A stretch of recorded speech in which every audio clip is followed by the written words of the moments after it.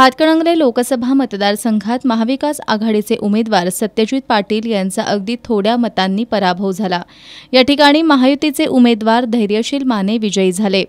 नौखा उमेदवार, तोकडी यंत्रणा, कोणतीही राष्ट्रीय पातळीवरील राजकीय यंत्रणा नसतानाही महाविकास आघाडीचे उमेदवार सत्यजित पाटील यांनी इचलकरंजी विधानसभा मतदारसंघात 70,000 मतं घेतली। इचलकरंजीत जरी धैर्यशील माने यांना मताधिक्य मिळालं असलं तरी ते मताधिक्य शाहूवाडी, शिराळा, इस्लामपूर या मतदारसंघातून भरून निघेल अशी आशा होती, पण तसं न झाल्यानं सत्यजित पाटील यांचा पराभव झाला।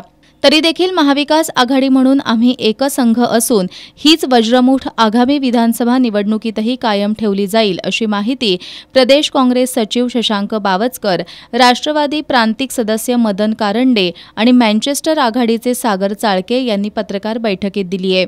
महायुतीचे उमेदवार धैर्यशील माने यांच्या बाबतीत नकारात्मकतेचं वातावरण असतानाही इचलकरंजीकरांनी सलग दुसऱ्यांदा त्यांना पाठबळ दिलंय।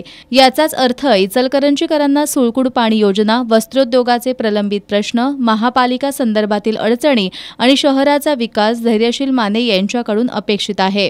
माने यांनी ही जबाबदारी अधिक गतीनं स्वीकारावी असं आवाहन यावेळी करण्यात आलं। इचलकरंजी शहरात सत्यजित पाटील यांच्या प्रचाराच्या निमित्तानं वातावरण निर्मिती करण्यात यश आलं होतं, तसं चित्रही निर्माण झालं होतं। शिवसेनेचे पक्षप्रमुख उद्धव ठाकरे यांच्या सभेपर्यंत अत्यंत सकारात्मक असलेलं वातावरण अखेरच्या 2 दिवसात काही मुद्द्यांवरून बदललेलं पाहण्यास मिळालं।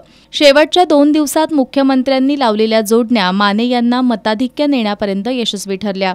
आजपर्यंत झालेल्या लोकसभा निवडणुकीत कधीही पैशांचा वापर झाला नव्हता, पण यंदाच्या निवडणुकीत तो पाहायला मिळाल्याचा आरोपही यावेळी करण्यात आला। जनतेशी बांधिलकी ठेवत नागरी प्रश्नांवर आंदोलनाची भूमिका कायम ठेवली जाईल।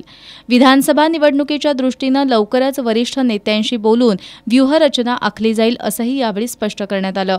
या पत्रकार बैठकीला प्रकाश मोरबाळे, सदा मलाबादे, भरमा कांबळे उपस्थित होते।